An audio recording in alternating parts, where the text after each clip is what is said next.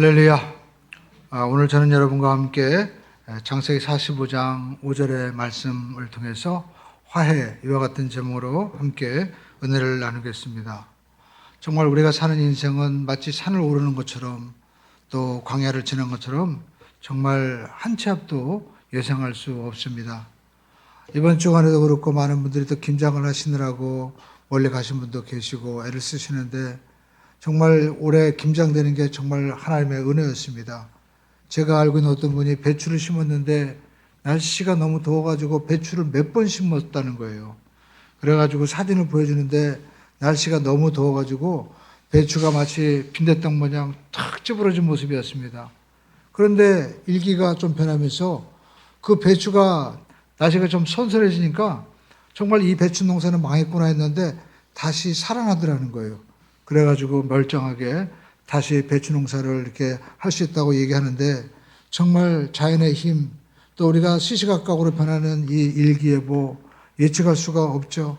마치 여러분 광야처럼 한번 바람이 불면 모든 지형이 바꿔버리고 또 큰 비가 오면 모든 지형이 바꿔버리기 때문에 우리가 어떻게 가야 될지 내비게이션이 있어도 자체가 바뀌어지니까 알 수가 없는 겁니다. 코로나 이후로 많은 나라 그리고 또 국가 개인이나 예측할 수가 없습니다.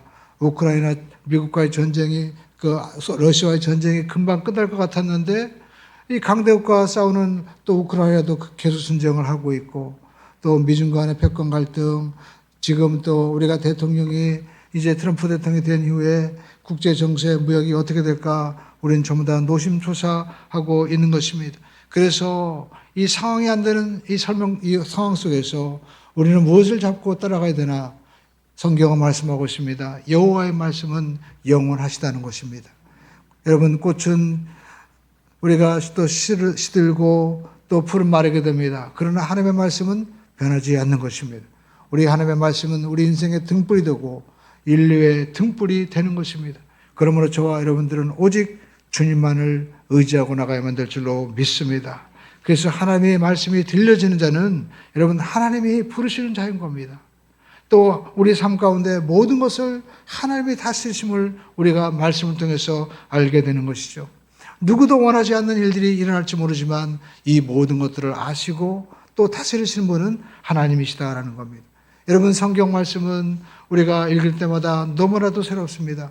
근데 여러분 이 성경 말씀 우리가 읽을 때 우리가 그냥 육적으로 문자적으로만 읽을 수도 있습니다. 그러나 우리가 이 성경 말씀을 또 읽을 때 우리가 마음을 다해서 어떻게 보면 정말 혼적으로 읽을 수도 있는 거예요. 그러나 우리가 한 차원 더 넘어가서 우리가 이 말씀에서 하나님이 들려주시는 음성을 들을 수 있다면 그 사람은 바로 거듭난 사람이고 하나님의 놀라운 자녀가 되는 겁니다. 마치 우리가 핸드폰이 있습니다. 근데 여러분 그 핸드폰이 제 기능을 우리가 하는 것이 무엇입니까? 그 핸드폰에 이 껍데기인가 그 핸드폰인가요? 아니죠. 그 속에 있는 바로 이 칩들이라든지 이런 내장들이 있어야만이 핸드폰의 기능을 하는 거예요. 내비게이션도 되고 또 여러 가지 프로그램도 할 수 있습니다. 그러나 진짜 핸드폰의 역할은 뭡니까? 개통이 돼야 되는 거예요. 개통이 돼야만이 상대방과 통화할 수 있고 또 음성을 들을 수 있는 것입니다. 우리 인간도 마찬가지입니다. 우리가 다 사람인 것 같지만 우리가 성령님을 통해서 하나님과 개통이 돼야 돼요. 그러므로 저와 여러분들이 하나님과 여러분 영적으로 개통이 되면 하나님의 음성을 들을 수 있는 역사가 나타나게 되는 줄로 믿습니다. 오늘 여러분 이 시간에 우리 하나님의 말씀을 통하여 하나님께서 우리에게 주시는 모든 음성을 듣게 되시기를 주님의 이름으로 축원을 드립니다. 창세기는 여러분 어떤 책입니까? 이스라엘 백성들이 이제 애굽에서 430년 종살하다가 나왔습니다. 그런데 그들은 노예 생활했기 때문에 우리가 도대체 누구인가? 그리고 우리가 어디로 가는가? 어떻게 살아야 되는가? 그들은 여전히 육적인 습관이 있었기 때문에 방황했던 것입니다. 그래서 하나님께서 모세를 통해서 주신 말씀이 바로 창세기 또 모세 오경의 말씀인 것이죠. 이 말씀을 통해서 우리가 노예가 아니라 우리는 하나님의 형상을 따라 지음받은 하나님의 자녀구나. 우리는 바로 아브라함을 통해서 하나님께서 믿음으로 이제 거듭나게 하신 하나님의 이 자녀구나라는 것을 제사장이구나 하는 것을 그들은 깨닫게 된 것입니다. 그래서 저와 여러분들은 말씀을 들어야 됩니다. 말씀을 들을 때 우리는 영적으로 거듭나는 역사가 나타나게 되는 줄로 믿습니다. 여러분, 제가 어떤 과학자의 설명을 들어보니까 난자가 있어요. 근데 여러분, 난자는 몸속에서 계속 또 주기적으로 이 주기에 따라서 그 몸에서 나오지 않습니까? 그런데 여러분, 이 난자가 뭘 만나야 됩니까? 정자를 만나면 이제 완전히 인간이라는 새로운 몸으로 바뀌어지게 되는 거예요. 그러면서 비유하기를 우리 인간도 우리가 하나님의 말씀이라는 그 놀라운 말씀을 듣게 되면 여러분, 결국 정자 그 속에 끝에 있는 게 유전자지 않습니까? 그것처럼 그것이 심겨질 때 완전히 새로운 형태의 몸이 되는 것처럼 우리가 하나님의 말씀이 우리 가운데 심겨지는 것, 이것이 바로 구원의 역사고, 이를 통해서 하나님이 우리에게 새로운 삶을, 정말 그리스도 예수 안에서 새로운 피조물로 변화되는 역사, 우리 주님께서 재림하실 때 영원히 하나님과 우리가 함께 거할 수 있는 새로운 몸을 입고 거할 수 있는 그런 삶을 하나님께서 허락해 주신다는 것이죠. 그래서 이런 모든 삶의 스토리가, 여러분, 구약은 자, 구원은 이런 것이다라고 우리에게 마치 그림처럼 보여주고 있는 것입니다. 하나님께서 아브라함을 부르셨습니다. 그리고 아브라함에게 하나님이 약속하셨어요. 하나님께서 아브라함에게 75세 지금 자녀도 없는데 너희 후손들이 하늘의 별과 같고 그리고 땅의 모래같이 많아질 것이다. 꿈과 같은 얘기죠. 여러분, 근데 그 약속이 이루어지게 되는 겁니다. 하나님께서 이제 아브라함에게 창세기 11장에 보면 환상 가운데 말씀하시잖아요. 너희 후손들이 저 애굽에 내려갔다가 4대 만에 돌아올 것이다. 근데 여러분, 그 말씀대로 정말 아브라함의 손자인 야곱 때 그들이 애굽에 내려가는 일이 성경에 말씀하고 있는 것입니다. 하나님께서 예언하신 대로 그들은 애굽에 내려가게 되는데 바로 야곱 때 내려가는 겁니다. 여러분, 야곱은 우리가 알다시피 외삼촌 라반의 집에서 이제 맨 처음에 자기가 좋아했던 라헬과 결혼하려고 했는데 외삼촌 라반이 속여가지고 1+1이 거기서 나온 거죠. 그래가지고 언니까지 같이 시집을 보내는 겁니다. 그런데 그 두 여자가 또 아기 낳는 경쟁을 또 하는 거예요. 그래가지고 자기의 몸종들까지 애를 낳게 해가지고 졸지에 야곱은 부인이 4명이나 된 겁니다. 12명을 낳은 거예요. 그런데 야곱은 누구를 사랑했겠습니까? 오직 라헬. 그리고 라헬에게서 난 요셉만 특별히 사랑했습니다. 그래서 그에게 색동옷을 입혔어요. 그러니까 네가 내 후계자라는 겁니다. 지금으로 따지면 12명의 아이들 가운데 이 아이에게만 명품 옷을 입힌 거예요. 그러니까 형들의 시기가 얼마나 마음에 괴로웠겠습니까? 여러분, 저도 어렸을 때 나이키 그 운동화가 나왔는데 학교에 어떤 아이가 나이키 신고 다니는데 지금 보면 아무것도 아니잖아요. 근데 얼마나 부러운지. 예? 근데 여러분, 그냥 친구니까 이해가 되지만 똑같은 집안에서 형제들이 있는데 한 아이만 아버지가 사랑하고 걔한테만 나이키 사주고 해보십시오. 그러면 나는 뭔가, 나는 버림받은 자식인가, 이렇게 생각할 거 아닙니까? 형제들은 그런 마음이었을 거예요. 그런데 더 나가서 그 형제들의 마음 가운데 아마 불을 붙인 게 뭐냐면 꿈을 꾼 거예요. 그래가지고 그 꿈을 이야기하는데 결론은 형님들은 나에게 절하는 사람이 됩니다. 내가 더 높은 사람이 됩니다. 그러니까 형들이 열받은 겁니다. 그래가지고 이놈의 꿈이 어떻게 되나 보자. 그렇게 마음에 앙심을 품고 있는데 어느 날 자기들이 양을 치고 있었는데 그 하란 지역의 아버지가 이제 세겜에 가서 형들이 뭐하고 있나 가서 봐라. 맨날 양 같은 거 뒤로 빼먹고 그런 형들이었어요. 전부 다. 나쁜 형들이었습니다. 그 아버지가 제대로 하고 있나 보라고 했죠. 근데 형들이 네 꿈이 어떻게 되나 보자 해가지고 그를 구덩이에 던져서 죽이려고 했습니다. 근데 여러분, 놀랍죠? 구덩이에 물이 없었어요. 그래가지고 그 속에서 형님들 날 좀 구해주세요 막 소리 지르는데 형들이 듣다가 너무 시끄러운 거죠. 근데 보니까 저기 미디안 상인이 지나가는 거예요. 그래가지고 우리 이러지 말고 저 동생을 루벤이 그냥 팔아버리자. 그래가지고요, 졸지에 나와가지고 이제 착고에 메어가지고 뇌로 팔리게 되어서 그 머나먼 애국까지 끌려가서 그곳에서 보디발이라는 치위대장 집에 이제 종이 되고 말았습니다. 근데 여러분, 놀랍게도 그 종생활 하는데요, 하나님이 함께 하셔서 형통케 하시는 거예요. 그런데 상황은 점점 더 나빠집니다. 그 집에 있는 그 부인이 자기를 흠모하다가 나중에는 자기가 이제 그 요셉이 겁탈했다고 해가지고 누명을 씌워가지고 감옥까지 끌려가게 된 거예요. 그래가지고 요셉은 감옥에 들어가는, 우리로 따지면 더 이상 갈 데가 없는 인생 막장 가장 처참한 지경에 이르게 된 겁니다. 근데 그곳에서도 요셉은 놀랍게도 하나님이 함께 하심으로 술관원과 떡관원 이런 사람들을 섬기는 삶을 살았다고 성경은 말씀하고 있습니다. 하루는 보니까 술관원과 떡관원이 낯이 안 좋은 거예요. 그래서 그들의 낯을 살펴보면서 무슨 일인가 자기가 도와주는데 그들의 꿈을 해몽하게 해 주었습니다. 그랬더니 그 꿈대로 술관원은요 다시 바로 왕의 이제 술관원으로 복직이 됐어요. 그러나 떡관원은 요셉의 해몽한 대로 그만 죽고 말았습니다. 그런데 술관원으로 나가면서 자기가 이제 왕에게 그리고 또 나올시도록 도와주겠다고 얘기했는데 만 2년이 지났는데도 불구하고 새카맣게 잊어버렸어요. 요셉의 나이가 이제 30이 되었을 때 이제 애굽에 내려온 지 어느덧 17세에 내려와가지고 15년 13년이 된 채 그때 이제 어떤 일이 벌어집니까? 바로가 꿈을 꾸는데 해몽이 안 되는 거예요.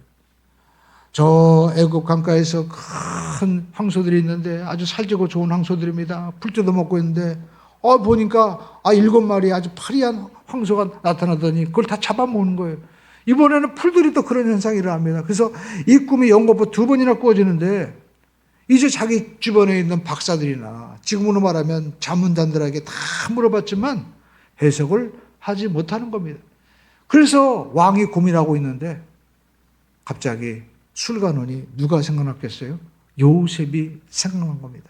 왕이시여, 제가 사실은 감옥에 있을 때 시부리 노예가 있었는데 그 청년이 나에게 꿈을 해몽해 준 대로 제가 저차에서 복직이 되었습니다. 그러니까 바로 왕이 그래, 그러면 그 사람을 한번 데리고 와라. 졸지에 여러분 요셉은 감옥에서 나올 수 있었습니다. 만약 술관원이 그때 그를 풀어주었더라면 어디 갔는지 찾을 수도 없었겠죠. 그러니까 감옥에 있던 것이 그에게 은혜였던 것입니다. 그래서 졸지에 그는요 면말을 하고 이제 옷을 갈아입고 바로왕 앞에 서서 그의 꿈을 해몽해 주었던 것입니다. 꿈 내용은 앞으로 7년에 엄청난 풍년이 올 것이다. 그리고 7년 후에는 이로 말할 수 없는 그 7년의 풍년을 다 잊어버리는 기근이 올 것이니 7년 동안 식량을 쌓아둘 그러한 장소를 다 마련해 놓고 저장해야만이 살 수 있다. 그렇게 이야기를 하는 겁니다. 그러니까 이 바로 왕이 그 얘기를 듣더니 야, 이와 같이 하나님의 신에 충만한 사람을 우리가 어디서 구할 수 있겠느냐 하면서 요셉에게 자기의 인장을 빼어주면서 이 애굽에서 높은 것은 자리뿐이고 네가 모든 것을 다스리라고 그렇게 이야기를 하고 이제 총리가 된 것입니다. 정말 요셉이 그 꿈을 말한 대로요 7년의 풍년이 오는데 문제는 7년 후에 정확히 이제 흉년이 와야 되잖아요. 근데 흉년이 정말 오는 거예요.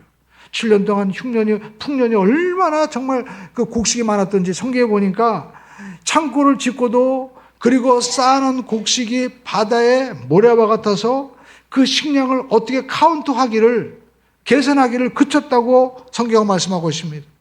드디어 흉년이 왔습니다. 그런데요, 사람들은 이제 이 흉년 별거 아니겠지 했는데 완전히 아무것도 먹을 게 없는 거예요. 그래가지고 애굽뿐 아니라 온 지역에서 식량 좀 달라고 바로를 찾아옵니다. 그러나 바로는 이야기합니다.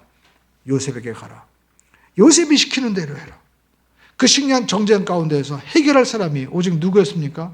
요셉밖에 없었다라는 것입니다. 그래서 식량을 구하는 사람은 누구든지 요셉 총리를 만날 수밖에 없는 거예요. 드디어 이 엄청난 기근이 오자 야곱이 살고 있던 가나안 지역에도 굶어 죽어가기 시작합니다. 그러니까 야곱이 그의 아들들에게 얘기합니다. 왜 식량을 구하러 가지 않느냐?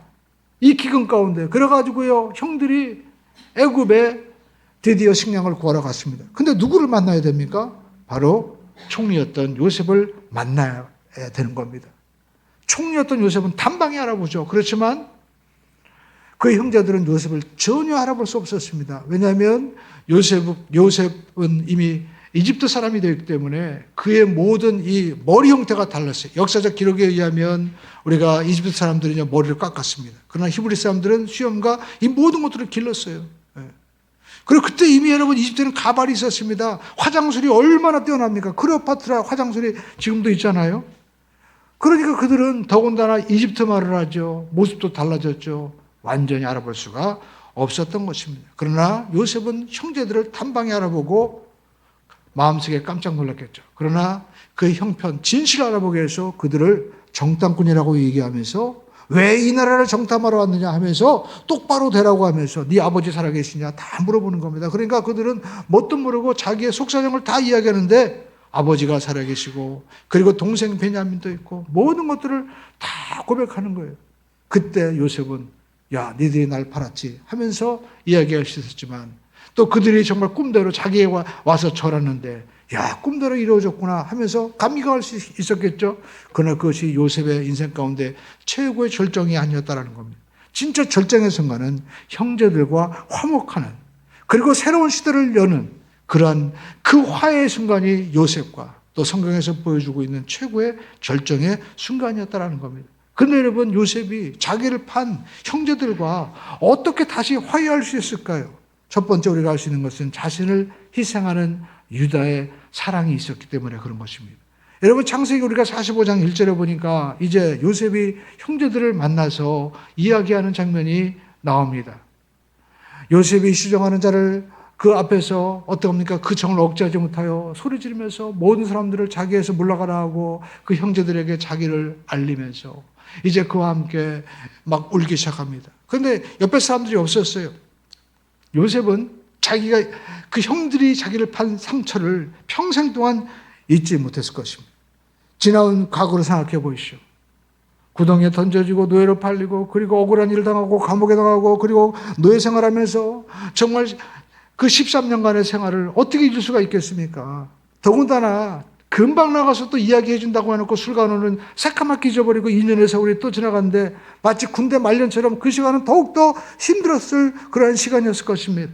그런데 그렇게 한 장본인 형제들이 지금 자기 앞에 서 있는데 그러냐 요셉은 펑펑 울면서 내가 요셉입니다 형님 하면서 오히려 자기가 형들과 지금 화해를 하고 있는 거예요. 그런데 왜 이렇게 형들과 요셉이 원수를 갚지 않고 화해할 수 있었을까? 여러분 사실 이 형들은요 지금 요셉과 두 번째 만남이죠. 맨 처음에 아버지가 곡식을 구하라고 해서 내려갔습니다. 그래서 이 요셉 총리에게 자기의 모든 속사정을 다 이야기하죠. 그런데 여러분 이 이야기를 하면서 요셉이 얘기한 겁니다. 네 막내가 있다면 그 베냐민을 데리고 와야 내가 진짜 믿겠다 하면서 시몬을 잡아놓고 이제 베냐민을 데리고 오라고 하면서 식량을 줘서 보냅니다. 그래가지고 식량이 떨어질 때까지 사실 이 팔레스타인 지역에 가나안 지역에 있었던 거예요.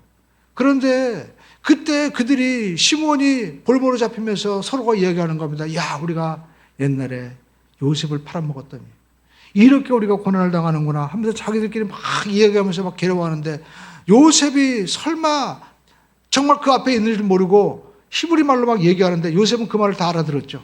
그리고 나서 요셉은 야 형들이 나를 팔고 저렇게 괴로워하고 있었구나 라는 것을 알고 뒤에 가서 울고 다시 나타났습니다. 그런데 지금은 그 형들 앞에서 막 펑펑 우는 거예요. 왜 그랬을까요? 이제 그들이 신문을 내놓고 식량을 가지고 올라갔는데 식량이 떨어졌잖아요.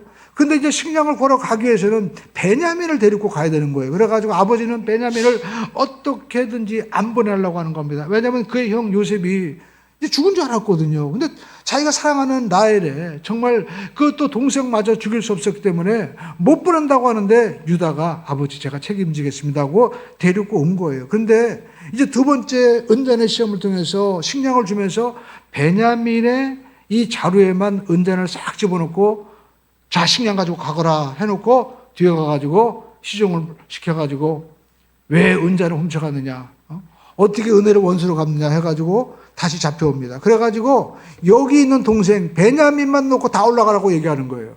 그때 유다가 나서서 안 됩니다. 왜냐하면 이 43장 여러분 33절에 그 이야기를 하는 거죠. 요셉에게 이제 주의 종으로 내가 그 아이를 대신하여 머물러 있어 내가 내 주의 종이 되겠습니다 하면서 이 아이는 형제들과 함께 올려보내세요 하고 부탁을 하고 있는 겁니다. 그러니까 옛날 같았으면 자기도 팔아먹었으니까 베냐민도 팔아먹을 줄 알았는데 베냐민을 구하겠다고 유다가 간청하는 모습을 지금 듣게 되는 거예요. 우리는 이 모습에서 우리를 대신해서 정말 간청하시는 예수님의 모습을 우리가 생각하게 되는 겁니다. 예수님께서는 십자가 못 박혀 죽으셨을 때 죄가 없음에도 불구하고 심지어 자기를 십자가 못 박는 그런 유대, 그리고 또 로마 군인을 향해서도 뭐라고 기도합니까? 아버지요, 저들이 하는 것을 알지 못합니다. 저들의 죄를 용서하여 주시옵소서 하면서 오히려 하나님께 탄원하고 기도하는 모습을 볼 수가 있습니다. 그리고 마지막에도 내가 모든 죄값을 다 갚았다 하면서 엘리엘이 라마 사박다니 자기 자신은 버림받으면서도 모든 것을 이루시는 그 희생의 모습, 우리가 이 모습을 보면서 마치 유다와 비슷하구나라는 것을 우리가 보게 되죠. 그렇습니다. 여러분, 유다는 희생을 한 거예요. 여러분, 유다는 44장 30절에 또 이와 같이 요셉에게 이야기를 하고 있습니다. 뭐라고 말씀하고 있습니까? 아버지의 생명과 이 아이의 생명이 서로 하나로 묶였건을 내가 죄종 우리 아버지에게 돌아갈 때 아이가 우리와 함께 가지 않냐면 아버지가 어떻게 된다는 거예요? 아버지가 아이가 이제 없어졌음을 보고 죽는다는 거예요. 그러니까 아버지가 흰머리로 이 하는 말은 이제 머리를 다 풀어버리고 난 차라리 죽을래. 나는 차라리 지옥에 가는 게 낫겠다 하면서 아버지가 괴로워한다는 것입니다. 그런데 여러분, 아이의 생명과 이 아버지의 생명이 서로 묶여있다라고 얘기하죠. 근데 여러분, 우리는 하나님으로부터 우리가 모두가 생명을 받은 하나님과 우리는 생명이 하나 된 하나님의 자녀다라는 겁니다. 아버지 야곱과 이 막내 베냐민이 서로 하나가 되어서 생명으로 묶여있듯이 오늘 그리스도의 생명을 지닌 우리 모든 하나님의 자녀들은요, 하나님과 묶여있는 거예요. 그래서 예수님께서는 그렇게 우리의 구원을 위해서 정말 자기 몸을 드리면서 죽으면서까지도 기도하신 것입니다. 왜냐하면 하나님의 이 마음을 아니까. 하나님은 우리가 구원받지 못하고 하나님의 자녀가 되지 못하면요, 하나님 자신도 나는 차라리 지옥에 있는 것이 낫겠다 하면서 하나님도 그렇게 절망하실 것을 우리 예수님께서 아셨다는 것이죠. 여러분, 아이의 생명은 아이 것이 아니다. 아버지와 이 아이는 하나다라는 겁니다. 보니까 성경은요, 묶여있다고 말씀하고 있어요. 묶여있다.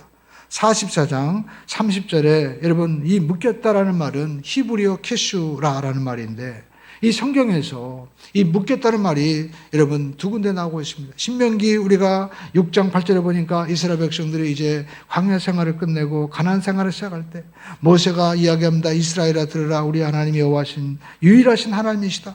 오늘 내가 명하는 그 말씀을 마음에 새겨라. 그리고 신명기 6장 7절에 보니까 내 자녀에게 부지런히 가르쳐라 라고 말씀하고 있습니다. 그러면서 또 말씀하고 있습니다. 8절에 보니까 그리고 손목을 메어서 말씀에 손목을 매라는 겁니다. 또 그것을 하나님 말씀을 손목에 매라는 것이 뭡니까? 저도 여기 시계가 있습니다. 오늘 제가 아침에 이제 원당교회 가서 말씀을 전하는데 시계를 보고 왔어요. 시간이 늦으면 안 되니까. 이게 뭡니까? 내 삶의 기준을, 또 내 삶의 모든 것을 마치 시계에 우리 시간의 모든 것을 맞추듯이 하나님의 말씀에 맞추라는 겁니다.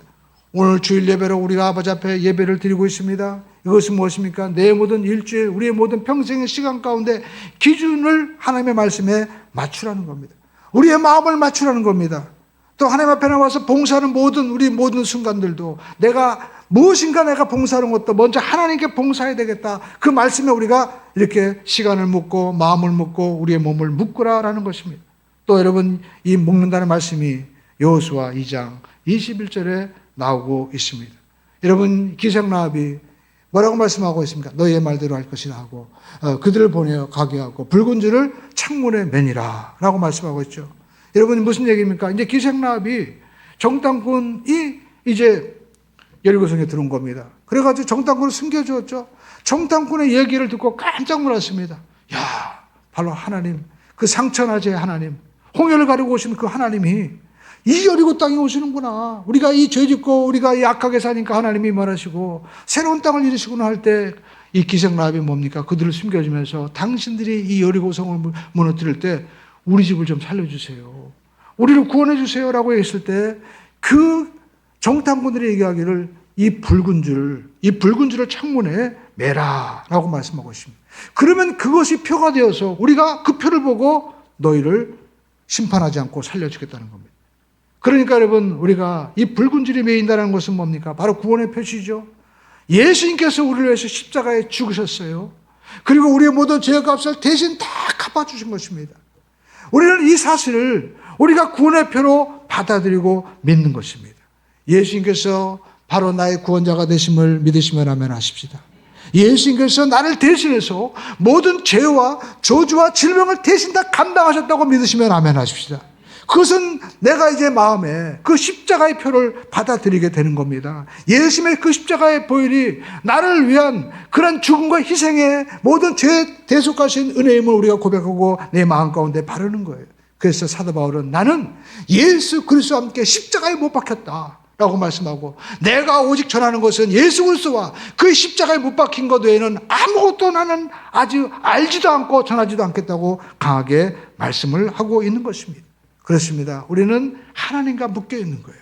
그렇기 때문에 하나님의 생명과 나의 생명은 하나가 되었고, 우리는 거듭난 자녀이기 때문에 이 자화상을 가지고 살 때 이스라엘 백성들에게 이 세상에서 다스리는 자로, 그리고 이 세상에서 머리가 되고 꼬리가 되지 않는 놀라운 축복의 주인공이 된다는 것입니다. 오늘 여러분, 유다가 이 아버지의 마음을 알았어요. 사실 장자는 루벤이었습니다. 그런데 루벤도 아버지가 그 베냐민을 얼마나 사랑하는지 알았죠. 그러나 여러분, 그 마음을, 그 지식적으로만 알았지 마음을 열고 희생하지 않았다라는 것입니다. 여러분, 유다는 죄가 없었습니다. 근데 유다가 대신해서, 장자 대신해서 내가 아버지 마음을 아니까, 내가 평생 종이 되어도 좋으니까 아버지가 사랑하는 베냐민을 올려보내십시오. 그렇게 자기가 탄원하고 모든 그 베냐민의 고통과, 그리고 만약에 잡혀서 이 고생할 모든 것들을 대신하겠다는 거예요. 오늘은 이 모습에서 이사야서 53장에 나와 있는 예수 그리스도의 고난의 모습을 보게 되는 겁니다. 여러분, 이사야서 53장 우리가 5절에서 6절은 이와 같이 말씀하고 있습니다. 그가 찔림은 우리의 허물 때문이요, 그가 상함은 우리의 죄악 때문이라. 그가 징계를 받음으로 우리는 평안을 누리고 그가 채찍에 맞음으로 우리는 나음을 입었느니라. 여러분, 우리는 다양 같아서 그 행하여 각기 제 길로 갔거늘 우리 야훼께서, 우리 하나님께서 우리의 모든 무리의 죄악을 누구에게? 예수님에게 대신 다 감당시키셨다는 거예요. 그러므로 저와 여러분들은 하나님의 은혜를 받은 자입니다.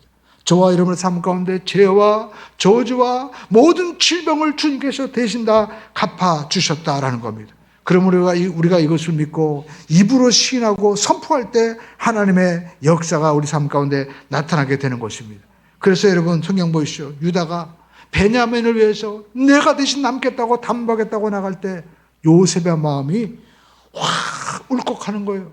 마치 화산이 터지듯이 자기 속에 있었던 미움, 그리고 정말 두려움, 이제까지 가졌던 모든 상처가 화산이 터지는 것처럼 확 터져 나오면서, 모든 것들이 나오면서 자기가 이제까지 밝히지 않았던 나는 히브리 사람이고 내가 형들의 아우 요셉입니다 하면서 자기 자신을 정말 방송대곡하면서 억제하지 못하면서 자기 자신을 알리는 거죠.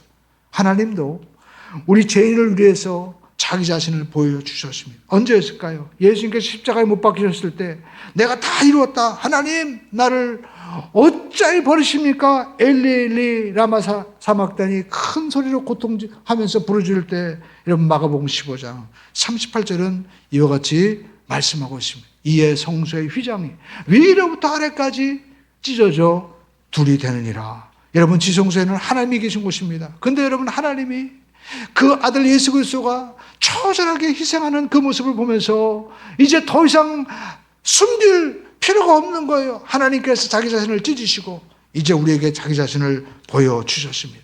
우리 예수님께서 여러분, 하나님이시면서도 인간의 몸을 입고 종의 형체를 가지사 십자가에서 자기 자신을 완전히 죽이셨을 때 하나님께서는 그 엄청난 희생 앞에서, 그 모습 앞에서 휘장을 찢고 자기 자신을 보여주신 것입니다. 십자가는 이론이 아닙니다. 독생자 예수 그리스도께서 친히 십자가에 못 박혀 죽으신 역사적인 사실인 것입니다. 예수님께서 우리의 모든 죄와 저주를 대신해서 여러분 십자가 지신 거예요. 죄의 값은 사망입니다. 여러분, 하나님이 왜 죽으십니까? 여러분, 하나님은요 죽으실 수가 없는 거예요.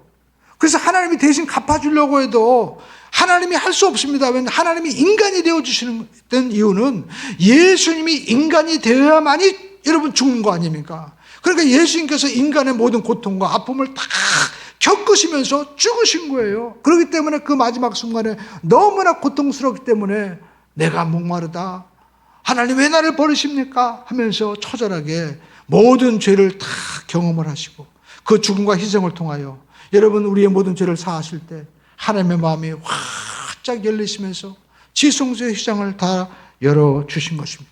이제 예수님의 그 십자가 희생으로 말미암아 마치 유다 희생으로 이 요셉의 마음이 활짝 열리는 것처럼 하나님의 진노와 하나님의 분노가 다 완전히 풀려버린 것입니다. 오늘 여러분, 우리가 인생을 살면서 우린 때로 울 때가 있습니다. 어떤 분은 너무나 억울해서, 또 어떤 분은 뭘 잊어버려서 안 돼서 우는데, 정말 우리가 예수님의 그 십자가 놀라운 희생과 사랑 앞에서 여러분, 우리는 운 적이 있나요? 우리를 위해서 생명을 내어놓으신 그 엄청난 사랑 앞에서 주님 너무나 감사합니다 하면서 우리 마음 가운데 정말 한편으로는 내가 기쁨이고 한편으로는 내가 얼마나 죄인이었구나 하는 것을 우리가 깨닫고 우리가 통해하는 회개 눈물이 여러분 있어야만 되는 것입니다. 또 유다처럼 우리가 정말 아버지의 마음을 가지고 우리가 구원받기 위해서 누군가를 위해서 우리가 기도하고 눈물을 흘리는 그런 모습이 우리에게 있어야만 되는 거죠. 그리고 우리가 알 수 있는 것은 이렇게 요셉과 그리고 형제들이 원수관계였지만 화목할 수 있던 것은 유다의 희생에 대한 요셉의 용서가 있었다라는 것입니다. 43장 3절을 보시죠. 요셉이 형들에게 이야기합니다. 형님들, 제가 누굽니까? 요셉입니다. 내 아버지께서 아직 살아계십니까? 형들이 그 앞에 놀라서 대답하지 못하더라 라고 말씀하고 있습니다. 요셉은 방송대곡을 자기 자신을 알립니다. 그리고 이제까지는 그 노인이 그 아들이 있냐라고 하는데 이제는 그 노인이 아니라 내 아버지라고 고백을 하고 있는 거예요. 대제국의 총리가 이제는 그 형들의 동생의 자리로 서는 순간입니다. 우리도 하나님 앞에서 정말 우리가 죄인임을 통고하고 회개할 때 우리는 진정한 정체성인 하나님 아버지의 아들임을 우리가 회복하게 되는 것이죠. 그리고 우리는 새로운 삶을 우리가 살게 되는 것입니다. 육적인 삶이 아니라 영원히 영생하는 삶을 우리가 허락받게 되는 것이죠. 근데 여러분, 요셉이 이렇게 자기 자신을 밝히는데 형들은 그 말 앞에서 너무나 놀라서 아무 이야기하지 못하는 거예요. 요셉은 형들을 알아봤지만 형들은 아니 저분이 내 동생이라고 하는데 이게 무슨 말인가? 지금 더군다나 이분은 총리입니다. 그리고 자기들은 죄인으로 서 있는 거예요. 도저히 그 간격을 메울 수가 없습니다. 쳐다보지도 못합니다. 그런데 45장 4절에 보니까 요셉이 형들에게 이르되 말합니다. 내게로 가까이 오소서. 그들이 가까이 가니 이르되 나는 당신들의 아우 요셉이니 당신들이 애굽에 판 요셉입니다 하면서 자기 자신을 얘기하는 거예요. 여러분, 이 모습 볼 때 형들이 어떤 마음을 가졌고 요셉이 어떤 마음을 가졌겠습니까? 정말 요셉 볼 때 어떻게 할 수가 없었겠죠. 요셉이 만약 여러분 인생을 살아가면서 나는 피해자야, 나는 형제들의 원수를 갚아야 돼, 이런 마음에 사로잡혀 있다면 그는 절대 화해의 손을 내밀지 못했을 것입니다. 사실 그동안 요셉은 형들이 자기 자신을 미워한다고 생각했어요. 그런데 유다가 그렇게 자기 자신의 희생을 하는 모습을 보고 마음이 확 열린 겁니다. 오늘 여러분, 우리는 예수님께서 우리를 위해서 십자가에 죽는 모습을 보고 우리의 마음이 활짝 열려야만 되는 겁니다. 그래서 하나님의 손을 우리가 붙잡아야 되는 것이죠. 사실 이 요셉은 그 유다 형이 아버지의 사랑을 받지도 못하고 그리고 차별받았기 때문에 늘 유다는 자기를 미워한다고 생각하고 그렇게 또 억울하다고 자기를 생각했을 거예요. 그러나 그 모습 보면서 나도 가해자일 수 있겠구나. 아버지가 나를 편애할 때 내가 므낫세와 에브라임을 낳으니까 그 자식의 마음을 한 거죠. 그러면서 어쩌면 나도 가해자일 수 있겠구나. 여러분, 우리가 인생을 살면서 우리는 남에게 당한 것만 생각합니다. 그리고 또 내가 남에게 차별받고 또 우리가 억울한 일만 생각합니다. 그러나 여러분, 혹시 내가 가해졌다고 생각한 적은 없습니까? 인간 최고의 감정은 슬픔과 그리고 또 사랑, 미움도 아닙니다. 바로 회개입니다. 회개는 우리 삶 가운데 화해의 길로 인도하고 새로운 삶으로 인도하는 거예요. 오늘 요셉은 그 총리 자리에서 나도 가해자일 수 있습니다 하면서 먼저 화해의 손을 내밀었습니다. 오늘 우리는 화해의 손을 먼저 내밀 수 있는 그런 자가 되어야만 될 줄로 믿습니다. 그리고 세 번째, 요셉이 이 형제들과 화목할 수 있던 것은, 다시 화해할 수 있던 것은 모든 것이 하나님의 섭리이며 은혜라는 사실을 고백하는 것입니다. 45장 5절을 보시죠. 당신 나를 이곳에 팔았다고 해서 형님들 근시하지 마소서, 한탄하지 마소서. 하나님이 생명을 구원하시려고 나를 당신들보다 먼저 보내셨나이다 라고 오히려 형들을 위로하고 있는 것을 볼 수가 있습니다. 요셉은요, 하나님의 섭리를 본 거예요. 여러분, 제가 일을 하다 보니까 사실 제가 이곳에 와서 완전히 생으로 개척했습니다. 어떻게 보면 순수한 건지, 어떻게 보면 미련한 건지, 제가 오늘 원당교회 가면서 느끼는 게, 정말 원당교회 수천 명의 성도들이 모였을 때 그 목사님이 그랬거든요. 나이도 비슷하고, 야, 서로 마음에도 맞고, 그래서 평생 동안 같이 목회자 할 때 제가 하나님 말씀을 듣고 개척하라고 했을 때 하니까 또 개척을 또 하라고 해서 개척한 건데, 그 이왕이면 파주나 가까운 곳에 좀 좋은 곳에서 하면서 얼마나 편한 길을 갈 수 있었겠습니까? 그런데 여러분, 그곳에 갈 때마다 내가 너무 무모하게 왔구나, 그런 생각을 하게 됩니다. 그래서 맨 처음에 왔을 때 제가 저 무정산에 올라가서 삼각산에서 기도하는 습관대로 올라가서 기도한 적이 있습니다. 그때 보면 참 아무것도 보이지 않았잖아요. 하나님께서 이 산지를 내게 주시옵소서 말씀하는데, 하나님 정말 이 산지를 내게 주시옵소서. 그때 뭐가 있었겠습니까? 아무것도 없었죠. 물론 그때 제가 올라갔다가 어느 날 멧돼지가 나타난 걸 보고 깜짝 놀라가지고 다시는 멧돼지 보러 올라가면 안 되겠다 그래가지고 멈췄는데, 정말 지금 보니까요, 하나님께서 저 산골 고락대기마다 전부 다 아파트가 들어오게 하면서 하나님이 다 하시고 있는 것을 보게 됩니다. 그래서 그때는 정말 많은 사람들이 무모하다고 얘기했는데 하나님은 다 미리 하셨구나, 하나님께서 섭리하셨구나라는 것을 저는 또 개인적으로 이해하게 됩니다. 그리고 만약 제가 그곳에 있었더라면 하나님의 마음을 제가 어떻게 알 수 있었겠어요? 그곳에 있는 안락함, 그리고 편안함, 이 모든 것보다도 하나님이 함께 하시는 모든 경험과 그리고 하나님의 은혜를 생각하면, 여러분, 저는 다시 돌아간다 하더라도 나는 다시 개척하겠다, 이런 마음을 저는 가졌을 것입니다. 하나님께서 요셉에게 믿음의 눈으로 과거를 보게 하신 거예요. 믿음의 눈으로 다시 현재를 보게 하신 것입니다. 여러분, 일을 하면서도 일머리가 있어야 된다, 일을 이해해야 된다고 얘기합니다. 그래서 여러분, 자연의 이치가 있잖아요. 그러나 여러분, 우리가 정말 알아야 될 것은 자연의 이치보다도 더 한 차원 높은, 아니, 이 우주 만물을 지으신 하나님의 섭리와 하나님의 말씀과 이치를 깨닫는 자가 하나님께서 함께 하시는 자이고, 그 누구도 이길 수 없는 겁니다. 요셉은 얘기합니다. 형들이 나를 죽이려고 했지만 이제 보니까 다 하나님의 구원이었습니다. 형들이 나를 애굽에 팔고 노예가 되었지만 이것이 정말 하나님의 섭리였습니다. 여러분, 요셉은 그런 고백을 할 수 있을 것입니다. 형님들 날 팔았는데 난 그렇게 만만한 사람이 아니에요. 제가 누굽니까? 총리입니다. 총리가 될 수 있는 이런 사람을, 아니, 당신은 알아보지 못하고 날 팔았어요? 이렇게 자기 자신을 높이지 않았습니다. 모든 것이 은혜입니다, 모든 것이 하나님의 섭리였습니다 할 때, 여러분, 새로운 차원의 삶이 열려지게 되는 거예요. 물론 어떤 분은 요셉의 성실함과 그 요셉의 정말 능력, 요셉의 그 탁월한 그런 지혜, 이 모든 것이 있었기 때문에 가능한 것이 아니냐라고 얘기할 수 있습니다. 그러나 여러분, 물고기가 물속에 있어야만이 자유로울 수 있듯이 인간은 하나님의 은혜가 없이는 살 수가 없다는 것입니다. 여러분, 요셉이 총리가 됐을 때 이제 여러분, 형들이 찾아오게 됩니다. 가족들이 옵니다. 그런데 성경에 보니까 애굽의 왕실들이 다 기뻐하는 거예요. 사실 지금 요셉은 어떤 존재입니까? 낙하산 인사입니다. 우리가 인사청문회 할 때마다 누구 세우기만 하면 어떻게 그 약점을 알았는지, 이런 사람은 나쁜 사람입니다, 이런 사람은 될 수 없습니다 하면서 막 청문회 하잖아요.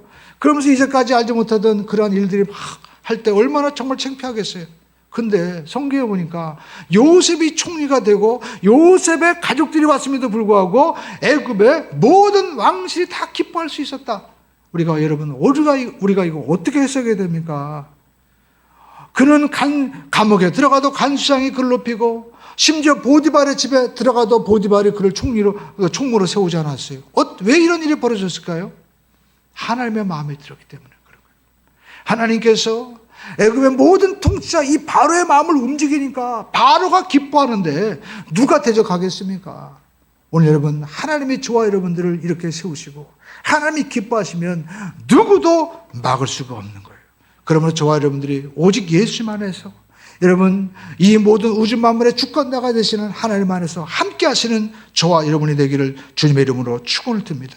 저와 여러분들은 예수 그리스도 안에서 이렇게 놀라운 대속의 은혜를 힘입은 하나님의 사랑받는 자녀이고, 또 사도 베드로가 얘기한 대로 택하신 족속이요 왕같은 제사장이요 그의 소유된 백성이니 이는 너희를 어두운 데서 불러내어 그의 기이한 빛에 들어가게 하신 그 아름다운 하나님의 덕과 은혜를 우리가 나타나게 하는, 선전하게 하는 그러한 자녀로 우리가 하나님께서 택함을 받은 자녀라는 것입니다.